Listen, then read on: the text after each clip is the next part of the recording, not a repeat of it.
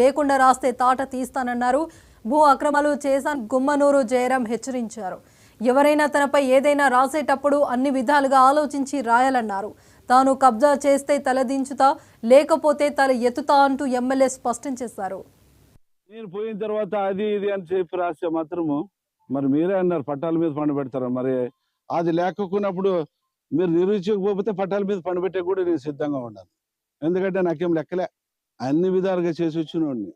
రాసుకోండి, నేను తప్పు చేయను. తప్పు చేస్తే మాత్రము మీరు నన్ను మీడియా కాకుండా ఏదైనా కానీ మీరు నన్ను బహిరంగంగా మీరు చేయొచ్చు. కానీ నేను తప్పు చేయకోకుండా దాన్ని నా తమ్ముడు తప్పు చేసినాడు, ఇంకోరు తప్పు చేసినాడు అనే మాట మాత్రము వెనక నుంచి అనద్దండి. ఏదైనా తప్పు చేసినానని చెప్పి నేరుగా అడగండి.